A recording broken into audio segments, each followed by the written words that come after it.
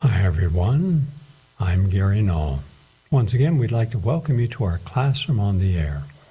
We explore a lot of different topics, all with the intent of allowing you to know, through your freedom of choice, what options you have if you want to stay well or if you're sick and want to have the best possible modalities that have been proven to work. Now, all the information that I share comes from the National Library of Medicine, from peer-reviewed literature. It's nothing that I've made up.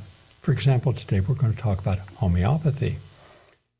At the end of the 18th century, Dr. Samuel Hahnemann discovered that like cures like, and simply stated, by administering a substance which causes a disease in a healthy individual, it can help ameliorate an illness in a person who is sick with that same disease. For example, if a person with an allergy is given the substance that causes the allergy, it will help neutralize and eventually help alleviate the allergic problem. Dr. Hahnemann applied this principle to develop a novel set of medicines for patients in his clinical practice. Henceforth, he founded a unique and modern medical system that has become known as homeopathy. Homeo, H-O-M-E-O, pathy, P-A-T-H-Y. Homeopathy and its remedies are natural substances that have been highly diluted repeatedly in distilled water until they are no longer detectable. And that's probably one of the reasons that Orthodox medicine had a hard time understanding it, because if they looked under it under a microscope, it was just water. But it wasn't. There was something more there, the energy. And when the final preparation is analyzed, no trace of that substance is found. Some of these substances can be toxic, like snake venom, arsenic, poison ivy, or even pathogenic bacteria. However, after proper dilution and the vigorous shaking, the formula is non-toxic and by all appearances is nothing more than just water. If these remedies are truly only water, then how does homeopathy work? Well, homeopathic medicine differs from the allopathic tradition in that symptoms are viewed as an expression of the body's attempt to heal itself, not something to be masked. Although no physical substance remains in the final dilution, a vibration of the material endures and stimulates energy systems in the body to address both subtle and obvious causes of disease.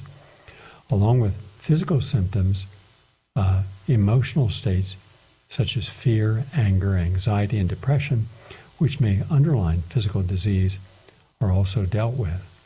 By rebalancing the whole person at the emotional or at the energy level, then homeopathy can make a big difference. Homeopathic remedies are either taken orally or placed on the skin. Health food stores sell remedies labeled 12X or 30X or 12cc or 10cc, and those are easy to find. Remember, this is not a science that your mainstream medicine is familiar with, has studied. Yet at one time, all the major medical schools in America taught homeopathy. But that all ended in when John D. Rockefeller, who was the wealthiest man in the world at that time, Standard Oil of New Jersey, and he found that why have all these natural remedies that were advocated at that time when he could use his oil in the petrochemical industry to make medicines and patent them. And that's what he did. And as a result, homeopathy and all natural therapies, naturopathy, they all lost favor and were no longer taught in schools, no longer looked upon as legitimate. They were considered kind of alternative therapies. And yet science has shown repeatedly in double-blind placebo-controlled studies that it can work. Just something to share with you. That's it for today, and every day you can go to GaryKnoll.com and look at all the new articles and essays. I have 2 essays just this week alone, and all kinds of studies I post there. It's for you, to help you pass on the information that we share each day, all right? And go to PRN.Live, PRN.Live, L-I-V-E. Go to the archives, download the programs that you might have missed.